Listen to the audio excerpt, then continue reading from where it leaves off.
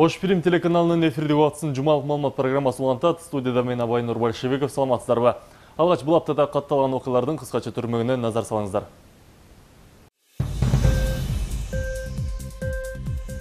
21 ноябрь дүйшөмбү. Бул күнү Карагулжа районундагы казык жайлоосунда калган 3 чабан жана 800 жандык табылды. Өткөн айдын этегинде Аксы районунун Сөгөт айылынан Өзбекстанга өтүп кеткен 25 жылкы жана жылкычы кайтарылды. Баш калада суук түшкөндөн тартып үй жазсыз калган адамдар үчүн убактылуу жана туруктуу башкалык кылуучу жайлар ачылды. 22 ноябрь шейшемби. Жогорку Кеңештеги коалициялык азчылыкка кирген фракциялар парламенттик оппозиция бөлүнгөн комитеттердин төрагалыктарына өз талапкерлерин сунушташты. Ушул эле күнү хакерлер Кыргызстан жана 10 өлкөнүн банкоматтарына кол салды. Алар атайын программанын жардамы менен банкоматтардан акча алып турушкан. Дос Александр өкмөткө караштуу интеллектуалдык менчик жана инновация боюнча мамлекеттик кызматтын төрагасы болуп дайындалды. 23 ноябрь шаршемби. Карагулжа районунда ички чарбалык жолдор толук тазаланды. Бул тууралуу ÖKM'ден билдиришти. Жалал Абадта 2 миллион долларга чейин жеңилдетилген насия берүүнү убада кылып, 800дөн ашык адамдан акча жыйнаган Бекбол эл бирикмесинин жетекчиси Уулкан Каримова алдамчылыкка шектелип кармалды. Президент Алмазбек Атамбаев Жогорку соттун Конституциялык палатасынын төрагасы Эркинбек Мамыровду кабыл алып, жарандардын укуктарын коргоо үчүн алгылыктуу иш жүргүзүү керектигин билдирди. 24 ноябрь бейшемби.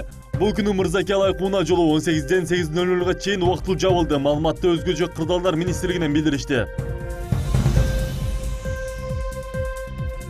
Карагулжада жолдор тазаланып, айылдарда электр жарыгы толук калууна келтирилгендигине байланыштуу аймакта өзгөчө кырдаалдар жоюлду. Нарындын Атбашы районунда аң улоого чыгып кеткен 2 топ издөөгө алынды. Алардын арасында 4 чет өлкөлүк жаран бар экендиги маалым болду. 25 ноябрь жума. Бул күнү өлкөдө 2 рет жер титирөө катталды. Сейсмология институту билдиргендей, 25 ноябрга караган түнү болгон жер титирөө чыккан аймагында 4 баллды түздү. Карагулжа районунда кар астында калган 27 жылкынын 12си кар басып өлгөндүгү маалым болду. Калган жылкылар азырынча белгисиз. Бул тууралуу район башчысы билдирди. Бийликти басып алууга аракет жасаган деген шек менен камакка алынган Дастан Сарыгулов үй камагына чыгарылууда. Бул тууралуу анын адвокаты билдирди. Жергиликтүү кеңештин депутаттарынын төш белгиси менен депутаттык күбөлүгүнө өлкө казынасынан 6 миллион 300 миң сом сарпталып жатат. Кудай эле сактасын, келип келе албай жатып эле миллиондорду чапчып жаткан депутаттар эртеңки күнү ушул суммага ылайык кызмат кылабы деген суроо жаралат. Эмнеге анча көп каражат жумшалды десеңиздер, тигилердин көкөрөгүнө жөнөкөй металлдан тагылган төш белгилер эрип кетүү ыктымалдары жарылып, ошондуктан алтын жалатылат экен. Шумдуун кургур этең тарса жегине жетпей жаткан убакта ушундай чыгашалардын кереги бар беле деген ой айрымдардын түн уйкусун бузду. Катуу талкууланган тема тууралуу алдыдагы материалда. 21 ноябрь күнү Борбордук шайлоо комиссиясы төш белги жана депутаттык күбөлүк үчүн керектелүүчү 6 миллион 300 миң сомдук тендер өткөрөбүз деген маалыматты мамлекеттик сатып алуулар боюнча порталына жайгаштырды. Жалпысынан БШК жергиликтүү кеңештердин болочок депутаттарына 9 миң төш белгиге буйрутма бергени турат. Ага 4 миллион 500 миң сом сарпталат. Мындан башка күбөлүк жасатууга да 1 миллион 800 миң сом бөлүп берүү маселеси каралууда. Бул тууралуу БШКнын өкүлү Гүлнара Журабаева Азаттыкка билдирген. Айрым эл өкүлдөрү эмне үчүн парламенттеги депутаттарга БШК жасап берет да, жергиликтүү кеңештегилер чыгашан өздөрү көтөрүшү керек деп айтышкан. Негизи эреже боюнча төш белги менен камсыздоо БШКнын милдети. Эгер жоготуп алса, экинчисин депутат өз эсебинен жасашат. Эмне үчүн биз көп өлчөмдө чыгарып жатабыз? Себеби депутаттар арасында орун алмашуулар болуп турат. Ар бир келген эл өкүлүнө өзүнчө төш белги жана күбөлүк буйрутма кылуу кымбат. Андыктан биз көбүрөөк жасатып коебуз. Колдонулган төш белги берилбейт да. Депутаттардын эл өкүлү экенин тастыктаган төш белги жалтырак латун металлынан жасалып, ага алтын жалатылат. Эл өкүлдөрүнүн төш белгисинин ар биринин баасы 500 сом, ал эми күбөлүк 200 сомго жасалат. Бул маалымат соц тармактарга түшкөндөн кийин нааразылык пикирлер күч алды. Андан ары миллиондор коротула турган төш белги жана күбөлүктөр үчүн нааразылык Оштогу айрым активисттерде да пайда болду. Алардын пикиринде мындай документтерди мамлекеттик кызматтар каржы кызыкчылык үчүн жасашат. Документин чогултуп, акча сарптап атат да, чындыгында бир корчкага 50 сомдон 100 сомго чейин жасап берет. Аны ошол депутат болгон инсанга эле жүктөп койсо болмок да. Анан эми аны дагы мамлекеттен ушунча акча бүгүнкү күндө коротуп бюджеттен аны сатып алган мен ойлойм бүгүнкү күндө туура эмес. Тендер деген бизде бир кандайдыр бир оор пайда болду да.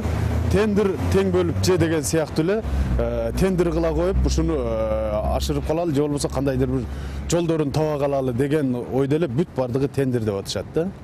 БШКнын өлкө казынасынан 6 миллион сом коротуп жатканы коомчулукта. Мындай чоң акчага оорулуулар үчүн медициналык аппарат сатып алып, атүгүл бала бакча же калкы аз айылдар үчүн чакан мектеп куруп берсе болот деген пикирлерди жаратты. Көпчүлүгү алдыдагы кышкы суукка карата социалдык объекттерди жылытуу үчүн сарптаса болот эле дешет. 6 миллион каражат бөлүнгөн болсо, ошол значок жанагы неме үчүн, знак үчүн ошончолук кетпесе керек 0,5 миллион эле кетсе керек, калганын жет. Мен ишенбейм буларга.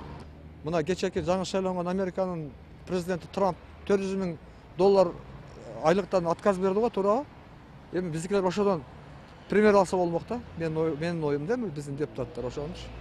Ошо 6 миллион ордуна бир балдарга анау Каримовго окшоп жетимдерге бир жетим үй куруп койбойбу, туурабы? Жетишпеген жактарына берсе болот, эми удостоверение үчүн кереги деле жок негизи. Ошо балдар үйүнө же карылар үйүнө акчаны ошо бөлүп берсе, ошо эмне кылса биз кубанат элек. Төш белги жана күбөлүк жергиликтүү кеңештин шайланган депутаттарына тиешелүү шайлоо комиссиясы тарабынан атайын журналга түшүрүлүп, колу коюлган соң гана тапшырылат. Улуу муундун өкүлдөрү коротулуп жаткан каражатты ыксыз чыгым катары эсептеп, талапкерлер депутат болуп шайланып келген күндө деле эл үчүн иштеп берүүсүнө толук ишенишпейт. Герол депутаттар шайланган мезгилде ушул тазасы келеби, кандай келет? Ошо элдин таламын талашып, ошо элге ылайыктуу бир нерселер чечип бере алабы? Бүтүндө айткандар, бир аракет кылгандар суу кечеби? Ушул маселе мени кооптондурат дагы эле. Бизге таза шайлоо ошо жаштардан, жаш балдардан, патриот балдардан шайланса, ошо чын дили менен иштеп берсе, ошол бизге ошо төш белги, ошол бизге күбөлүк, ошол бизге депутат. Расмий маалыматтар боюнча 2017 жылга карата республикалык бюджеттин чыгаша бөлүгү 146 миллиард сомдон ашып жатат. Кыргызстанда жергиликтүү кеңештерге шайлоо 11 декабрда өтөт. Анда 7500гө чукул депутат шайланат. Ал эми аларга даярдалчу төш белги жана күбөлүктөр 1635ке көп. Эске салсак, буга чейин төш белги жана депутаттык күбөлүк үчүн депутаттар чыгымдарды өздөрү төлөп келишкен. Арген Нуров, Самат Сайдамат уулу, Жумалык аналитикалык программасы. Коомдо айырылуу мамилеге муктаж адамдар тескерисинче кордук көрүп келе жатканы жашыруун эмес. Айтайын дегенибиз, Алла Таала тарабынан берилген 6 саныбыздын амандыгын кээ бир мүмкүнчүлүгү чектелгендерден артык көрүп, аларга көзүбүздүн кыры менен карап, айтор тоотпостук болуп эле келет. Баарыбызга өмүрдү берүүчү да, алуучу да Кудай. Андыктан 6 күндүк өмүрдө сый мамилеге куруунун ордуна тегерендегилерге өзүнөн төмөн көрүп кыйноого алып келет. Дал ошондойлордун бири 3-чү топтогу майып Алексей Абрамов 4 жылдык эмгек акысын ала албай убара тартып жүрөт. Теманы кийинки материал улайт. Алексей Абрамов тубаса сол кол иштебегендиктен 3-чү топтогу майып катары эсептелинет. Ага карабастан ал 2007-2015 жылдар аралыгында Алаурум деп аталган жабык акционердик коомунда келишимдин негизинде эмгектенип келген. Бирок соңку 4 жыл аралыгында айлык акысын ала албай убара тарткан. Деньги никакие не получишь. Получишь деньги только... Эч кандай акча ала албайсың. Сен акчаны мен өлгөндөн кийин гана аласың, деди Алаурумдун жетекчиси Владимир Сычев. Эч кандай мыйзамсыз. Мен аларды айлык бербегенден айынан сотко бергенден кийин алар менен жумуштан бошотту. Ал тургай ишкананын аймагына кирүүгө да тыюу салышты. Тут же дал распоряжение, чтобы меня не пускать на территорию. Алексей Степанович бул иштин артынан бир нече жолу сотко кайрылган. 2016 жылдын декабрь айында облустук сот Алаурум жабык акционердик коому 4 жылдык айлык акысын кошумча пайыздык төлөмү менен каражатты берсин деген чечим чыгарган. Аны аткаруу февраль айына чейин жүргүзүлсө керек эле. Бирок алигиче сот чечими аткарыла элек. Абрамов Алексей Степанович госэкотехинспекцияга кайрылат, булар трудовой спор боюнча. Алар эсептегенде мыйзам боюнча, Трудовой кодекс боюнча 0,15% ар бир күнгө кошулат. Бир күнгө төлөбөсө ошо 0,15% кошулат от общей суммы. Ошол себептен 1,132,000 эсептеп чыгып берген. Ошону уже сот чечими менен өндүрүп бергиле деп чыгаргандай чечим. Бирок ал дагы эле аткарылбайт. Негизинен Алаурум ишканасы ар кандай геологиялык изилдөөлөрдү жүргүзүп, аймакта кандай кендер бар экенин аныктап берет. Жалпысынан ишканада 100дөн ашык адам эмгектенет. Маселе боюнча биздин чыгармачылык топ аталган жабык акционердик коомуна кайрылганыбызда алар маалымат берүүдөн баш тартты. Во-первых, частная собственность, никто вас сюда не приглашал, вы зашли с толпой, у вас... Жеринен жооп ала албай мекеме жетекчиси Владимир Сычев менен телефон аркылуу да байланышууга аракет кылдык. Бирок андан да майнап чыккан жок.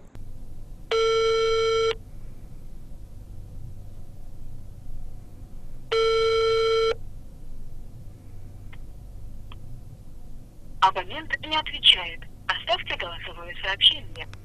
Мыйзам боюнча соттун чечими чыккандан соң анын аткарылышын жергиликтүү укук коргоо кызматкерлери көзөмөлгө алуусу керек. Бирок ал үчүн экономикалык кылмыштуулукка каршы күрөшүү кызматы иликтөөлөрдүн жыйынтыгын Ош шаардык ИИБына жибериши керек болчу. Соттун чечими чыкса да айлык акысын ала албай айласы кеткен Алексей Степанович экономикалык кылмыштуулукка каршы күрөшүү мамлекеттик кызматынын Ош шаардык бөлүмүнө чейин арызданган. Бирок алар дагы эч кандай текшерүү жүргүзө алышкан жок. Акционердик коомдун ичинен акционердин коомунун акционерине жогорку ошо жетекчилик тарабынан арыз келип түшсө текшерген укуктуубуз. А бөлөк жагынан мыйзам чегинде чектөө коюлган. Арыз жазуу жөн эле арыздын негизинде андай акционердик коомдорду текшерүүгө укугубуз жок. Аталган мекемеден айлык акысын ала албай жүргөн бир эле Алексей Абрамов эмес. Алаурум жабык акционердик коомунда 2 жыл эмгектенип кетип, өзүнүн майнасын ала албай жүргөн Лариса Кутелкина дагы бар. То есть на сегодняшний момент у меня осталось... Бүгүнкү күнү алардын мага карызы 20 000 сом. Ортодо азыр 2 сот иши бүттү. Ош шаардык соту, облустук соту. Алар тарабынан чечим чыгарылган. Ишкана калган карызды төлөп берсин деген. Мындай чечимди ишкана жетекчиси Владимир Сычевке алып барсам, ал абдан жинденип, сен бул акчаларды эч качан ала албайсың. Каалаган органга барып кайрыл деди. На что Сычев был очень рассержен. Мындан сырткары дагы 100гө жакын атуулар дал ушул абалда аталган мекемеден айлык акысын ала албай жүргөнү аныкталууда. Демек, өлкөнүн мыйзамын жакшы эле бузуп жүргөн Алаурум ишканасына укук коргоо кызматкерлеринин же дагы да мыйзамдын туура аткарылышын көзөмөлдөөчү органдардын алы жетпей жатканы кызык иш. Гүлмайрам Рахманбердиева, Кудайберди Дыканов, жумалык маалымат аналитикалык программасы үчүн. 11 жаштагы секелек кызды зордуктоого аракет кылган деп Ноокат районунун акиминин жээнин шектелүүдө. Зордуктанадан башка болсо, тиги чиновникти эмне күнөө дейин десең, кыздын апасы тергөө иштерине шектүүнүн жакындары кийлигишип жатат деп укук коргоо органдарына кайрылды. Учурда милиция окуяга байланыштуу 30 жаштагы кыздын айылдашын кармап сурак алды. Заманын кургур кабырганы кайыштырган эселектерди эңсеген аңгилерди эми укук коргоо органдары кандай териштирет да, кандай өкүм чыгарышат кийинки маселе. Бул тууралуу толугураак кабарчы Зарген Нуровдун материалында. Ноокат районундагы Борбаш айылынын тургуну кызымыз зордуктоого аракет кылды деп 27 октябрда Бишкектеги кылым шамы укук коргоо уюмунун жетекчиси Азиза Абдырасуловага кайрылган. Абдырасулованын айтымында ушул жылдын 12-июнунда белгисиз эркек киши 11 жаштагы кызды зордуктоого аракет жасаган. Жанында жүргөн 10 жаштагы сиңдиси эжесин коргоого аракет кылып, алар үйүнө качып кетүүгө үлгүрүшкөн. Бирок кыз денесинен бир нече жаракат алып, 10 күндөн ашык райондук ооруканада жатып чыккан. Çocuk iğne bakıp oşa çocuk kalganda birinci gün tınçılıktagan esersesin oşa çocuk demetkenden anan Nookat'ta orukana kalıp barıp oşa yerden prokuratura kayırılıp anan 14 günde kılmış iş kozgolup iki bala karmalganda. Oşa boyunca tergөө işleri jurnalarına bu akimdin tuğan urukları tegi jigittin apası oşa Nookat'ın akiminin bir tuğan ejesi olup kalıp anan alar oşa yerde ejesinler köpçülük большая семья кен барды, влиятельный кен, акимдин туган дегендерин антиюзга давление кылып ошентип башташат. Укук коргоочу билдиргендей, зордуктоого шектелген баланын бир тууган карындашы мектепке окуучулардын көзүнчө жабыр тарткан кызды жулмалап психологиялык басым жасаган. Зордуктоого шектелген тургун Ноокат районунун акими Бекболот Айтиевдин бир тууган жээни болгондуктан аким баш болуп жабырлануучудан прокуратурага жазган арызын кайтарып алууну талап кылган дейт жабырлануучунун жактоочусу. Ноокат районунун акими элди топтоп, эли башыны чакырып, ошо Насибанын үйүнө жиберип, Насибанын өзүн чакырып, арызыңды кайтарып ал. Бүт элдин көзүнчө менин жээним жана мен кечирим сураймын. Сен арызыңды ал, бизди интернетке салыпсың, бизди уят кылдың деп ага басым көрсөткөндүгүн Насиба телефон аркылуу тынбай эле айтып турат. Окуядан кийин эле 11 жаштагы кызды зордуктоого аракет кылган деген шек менен 30 жаштагы өзүнүн айылдашы кармалган. Ага карата зордуктоого аракет кылуу беренеси менен кылмыш иши ачылып, ал учурда Ош шаарында милициянын тергөө абагында кармалып турат. Ошондой эле Секелекти коркуткан шектүүнүн бир тууганына аймактык сот 1 жумалык эмгек жазасын берип, жана 300 сом айыппул салган. Арыз менен ата-энеси кайрылган. Ошол кайрылганда Кыргыз Республикасынын кылмыш жаза кодексинин 28-129 беренесинде көрсөтүлгөн кылмыш белгилери боюнча ошол 30 жаштагы жаранга кылмыш иши козголгон. Ал тергөөнү ошол башкы башкармалыктын тергөө бөлүмү тергеп бүтүп, жакынкы күндө ноябрдын башында ушул үстүдө жылдын Ош шаардык сотуна өткөзүп берген материалды. Ош шаардык соту 10 ноябрдан баштап ишти карап жатат. Азыр сот иши бүтө элек. Окуя боюнча тергөө иши жыйынтыкталып, иш Ноокат райондук сотуна өткөрүлүп берилген. Соттук отурум тараптар толук кандуу катышпаган үчүн жылып келатат. Жабырлануучунун жактоочусу билдиргендей, сот кыздын ата-энесин сот жараянына катыштырбай жатат деп, муну укук чектөө катары баалап жатат. Бирок Ош облустук сотунан билдиргендей, мыйзам боюнча 14 жашка чыга элек өспүрүм үчүн анын мугалими сот отурумуна катыша алат. Азыркы күндө Ноокат райондук сотунда Омуралиев деген судьянын өндүрүшүндө турат. Буга чейин бир жолу процесс болгон экен. Менин жактоомдогу адамдар айтып атат, соттук процессте дагы силердин укугуңар жок. Бул деген закрытый процесс. Ата-энеси катышууга уруксат эмес деп, ата-энесин чыгып, бул жерде только педагог гана катышат деп, жабырлануучулардын укугу сот тарабынан багында корголбогондугу же кемсинткендиги ачыктан ачык көрүнүп турат. Маселе боюнча биз Ноокат районунун акими Бекболот Айтиевге телефон аркылуу байланышканга аракет кылдык, бирок андан майнап чыккан жок. Ал эми жактоочунун айтымында шектүүнүн жакындары тергөө иштерине кийлигише бергендиктен аргасыдан Жалал Абад ички иштер бөлүмүнө ишти калыс тергеп берүү өтүнүчү менен кайрылган. Жалал Абад милициясы ишти тергеп бүтүп, Ош шаардык сотуна өткөргөн. Ош шаардык сотунда 1 декабрда шектүүнүн үстүнөн кылмыш иши каралат. Арген Нуров, Самат Сайдамат уулу, жумалык аналитикалык программасы. Мүмкүнчүлүгү чектелген балдарга арналып салынган үйдүн тагдыры чечилбей жатат. Жаштайынан сөгүү оорусуна чалдыгып, ден соолук азабын тартып келген Элигиз менен Курманбекке коомдук уюм тарабынан үй салынып берилгени менен жерге айыл өкмөт тарабынан документ берилбей жатат. Бул жолу аталган үй бүлөнүн абалы менен президенттик аппараттын 1-орун басары Алы Карашевго баралды. Жогорку бийлик өкүлдөрүнүн келиши маселенин чечилишине кандай таасирин тийгизди? Кенжеби Мамат Садыкованын материалында. Тең туштары сыяктуу каалаганда эшикке чыгып ойной албаса да, Илгиз менен Курманбектин маанайлары жакшы. Анткени жылуу үйдү ата-энеси менен күн кечиргенине кубанышат. Бирок апасы Гүлмира Жакыпованын санасы дале тынчыбай жатат. Анткени үйдүн салынганына 2 айдын жүзү болсо да, тиешелүү документтер бериле элек. Бизге ушу жердин чечимин чыгарып берип, ушу документибизди колго тапшырып жакшына эме кылып берсе, ушу жерди менчиктештирип берсе, бизге ошону эме кылат элек. Биз өкмөт азыр муниципалдуу жер, бул жерди менчикке берсе болбойт деп атат. Бирок менчикке берсе боло берет экен. Бул жок, тегизелип бүттү да, школ жок болуп атат деп ошондой эмелерди азыр угуп атам.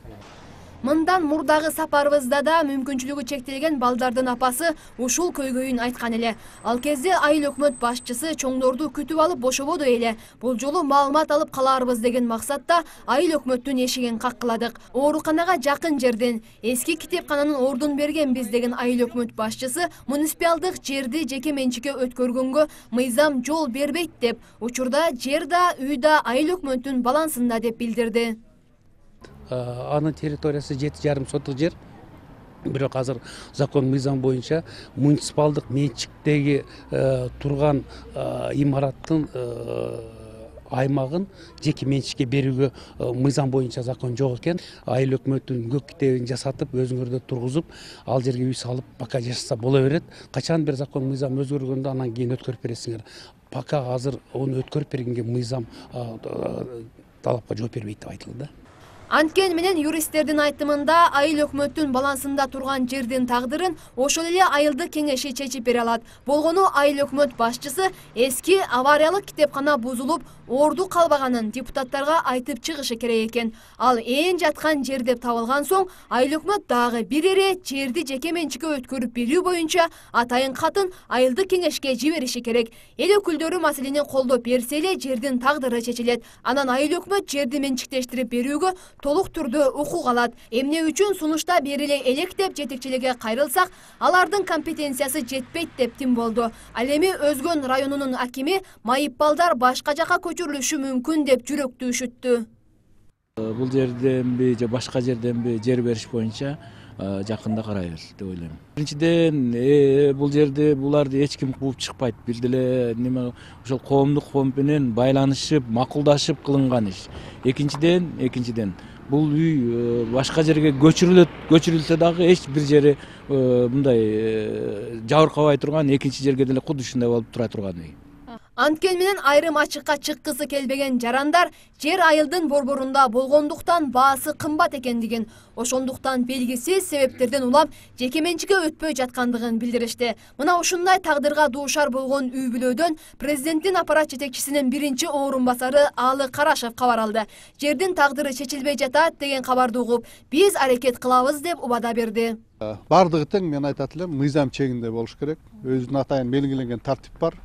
Азыр мына айыл өкмөтүнүн башчысы менен да сүйлөштүк. Ошо өзүнүн мыйзамдуулук жолун карап, бул муниципалдык менчиктеги жер экен, айылдык кеңештин депутаттарынын талкуусуна алып чыгып, анан тийиштүү документтерин даярдаса, ушул мыйзам чегинде биз көмөк көрсөтүүгө аракет кылабыз, баарыбыз дейм да.